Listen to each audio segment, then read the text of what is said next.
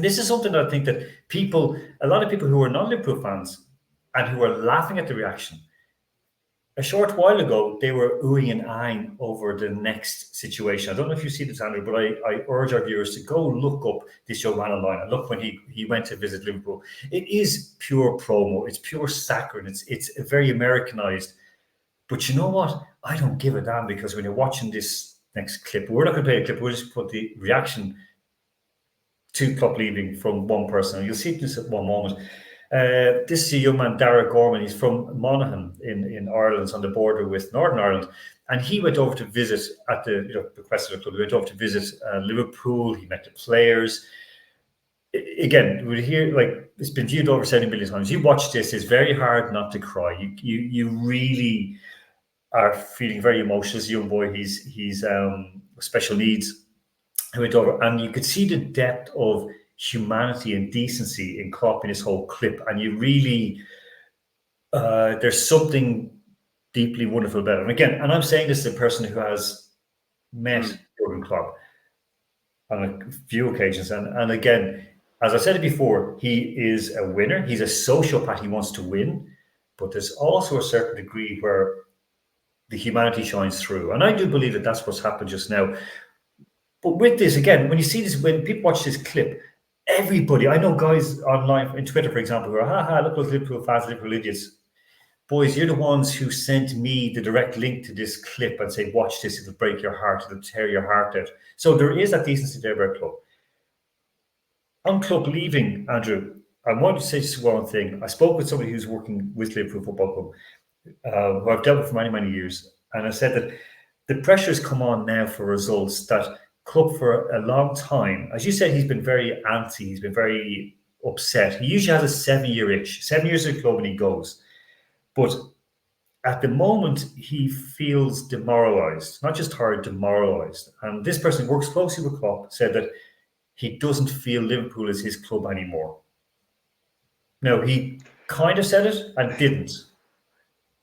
And I wonder, is it because there are people there like Pep Blinders who are trying to undermine him? It could be that. Could it be that, Andrew? Well, if that is his emotion to say something like that, it would have to be something behind the scenes that it's clearly not the city or the people. Because, like, I'm really pleased you highlighted that. Of all managers, I mean, I think fans like to see personality, real character. And it doesn't matter what you think of Klopp, he has got character. He has got empathy with the fans around him and the causes that they stand for. So for him to say, to feel Liverpool isn't his club anymore, that can only mean the administrative side behind it, the staff of, I don't know which staff it would be, but it would have to be something significant. I suppose Pep Blinders is an obvious target to start with, simply because we all know he has ambitions to be, well, I don't want to say it in a negative way. Who doesn't want a bit of limelight, a bit of, personal gratification for himself? He perhaps wants to be in a more senior position. And I mean, he's written books, for crying out loud.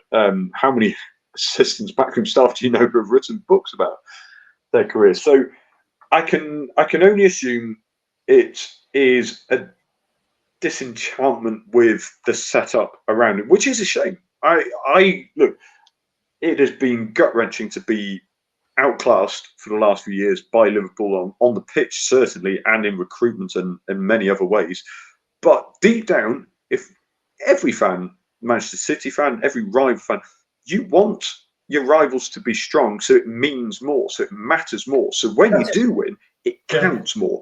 To see that ripped out, and I'm not saying Liverpool are suddenly going to die and collapse. Of course they won't. There are enough people around the club to ensure that won't happen. But it's a shame to hear that from Klopp. I would have been happier if he'd gone out in a blaze of glory, lost the Champions League final, for example, and said, you know what, I've given it the best crack I can get. I want to give somebody else with more energy to take it on now. That actually would have satified me as a non-Liverpool fan more.